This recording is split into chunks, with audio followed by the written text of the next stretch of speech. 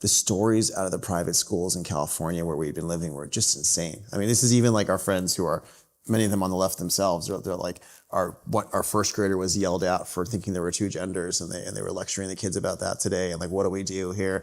And so it's not just that we got to get away from that craziness.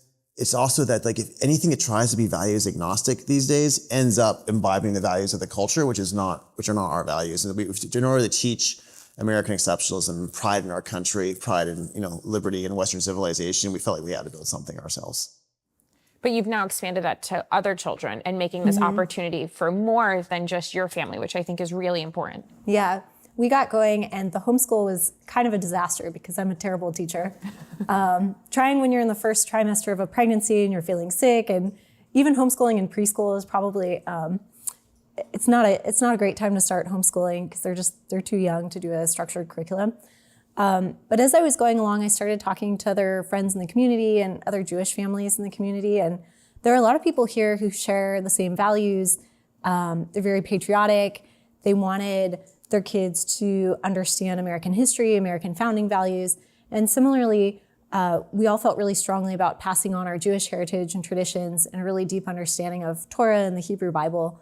And so we started having these conversations, and other people said, yeah, I'd love to do this with you. So we formed a learning pod and started figuring it out together. We hired some teachers together, and it really took off from there. And I think it was really incredible to be able to get together with a group of families who share the same values, to do school together. And it's only grown from there. It's still a small community, but we'll probably be about 35 kids next year.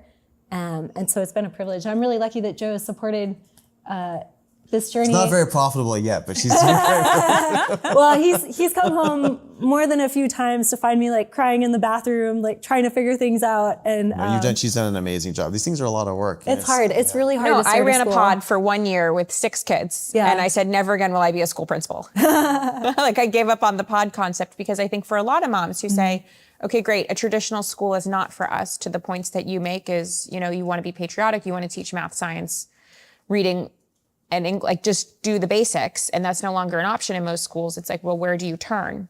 And for most parents, then you start a pod and you realize how quickly those challenges are of running your own school, so to speak.